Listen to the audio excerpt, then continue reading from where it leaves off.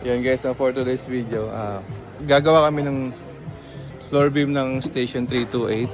So kasama ko si Wilwin, partner ko. So eto, mag-access kami ngayon, pakita namin sa inyo. Natanggalin namin ito mga to, yung mga intercostals na nakakabit na yan.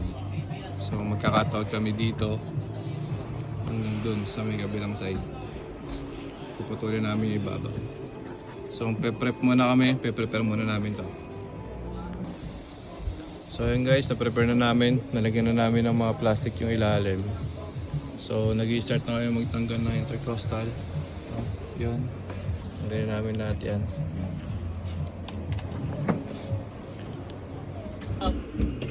So yun guys, tanggal na namin yung mga intercostal.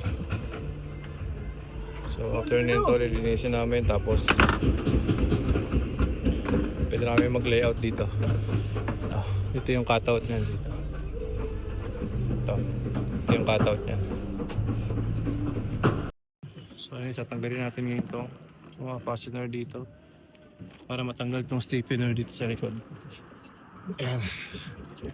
So kailangan natin malinis itong area na to lahat, kasi mag-layout tayo dyan mamaya. Ayan, natanggal ni Wilwin doon. So maglalaro tayo dito, lilinisin natin itong surface na to.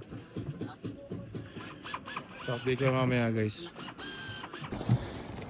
So guys, yan, natapos na kami magtanggal ng mga intercostal. So magla-layout na kami. Hey. So la-layout na namin yung cutout tsaka yung papatakan ng mga partner. Pakita ko sa inyo mamaya. So yan dyan, dito tayo magla-layout.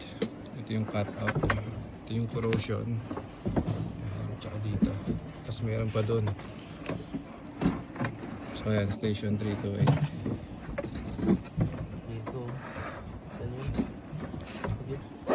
So yun guys, no, na-layout ko na siya dito sa top flange niya. So dapat mayroon pa siya actually dito sa ilalim. So bukas yun yung tutuloy. Bukas yun ko continue hanggang dun sa dulo. So yun, abangan nyo bukas mga tol. Thank you.